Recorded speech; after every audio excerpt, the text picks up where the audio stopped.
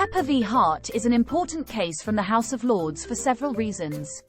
Firstly, the House of Lords lifted the ban on reference to Hansard. This alone is enough to make it a landmark case.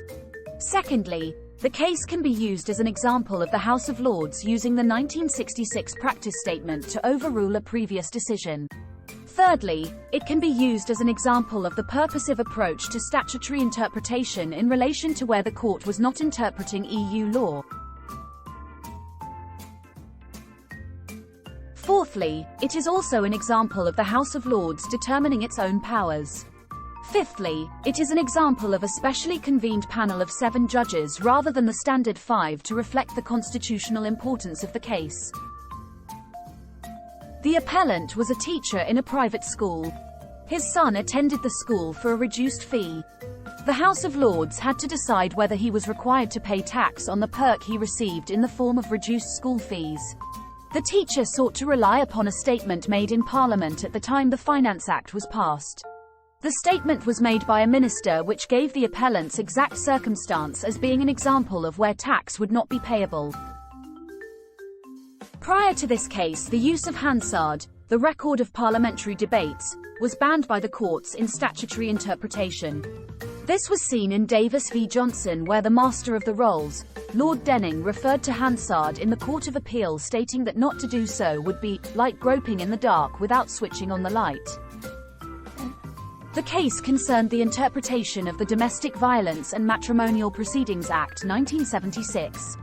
On appeal to the House of Lords, the Lords reprimanded Lord Denning for referring to Hansard and restated the rule that Hansard must not be referred to.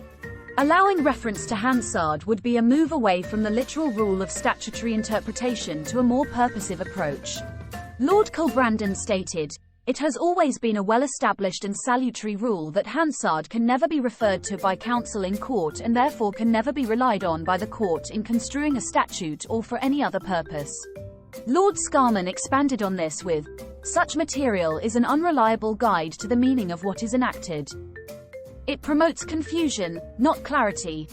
The cut and thrust of debate and the pressures of executive responsibility, essential features of open and responsible government, are not always conducive to a clear and unbiased explanation of the meaning of statutory language. And the volume of parliamentary and ministerial utterances can confuse by its very size." The House of Lords departed from Davis v. Johnson and took a purposive approach to interpretation, holding that Hansard may be referred to. The teacher was not required to pay tax on the perk he received. Lord Griffiths, with regards to the purposive approach, stated, "The days have passed when the courts adopted a literal approach.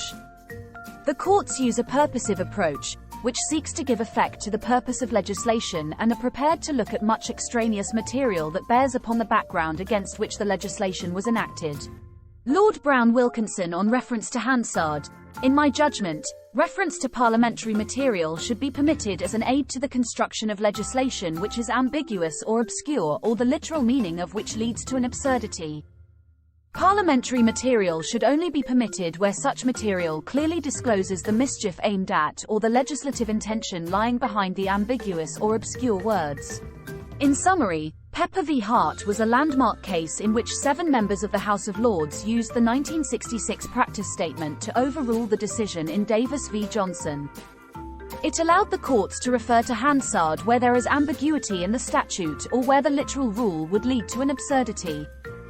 The statements relied upon must be from a minister or promoter of the bill and must be clear.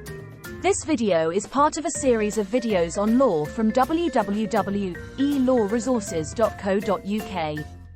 Please subscribe to our YouTube channel www.youtube.com/e-lawresources. It's free to do so and will help us to keep providing these videos. Check out our website, which provides lecture outlines and case summaries.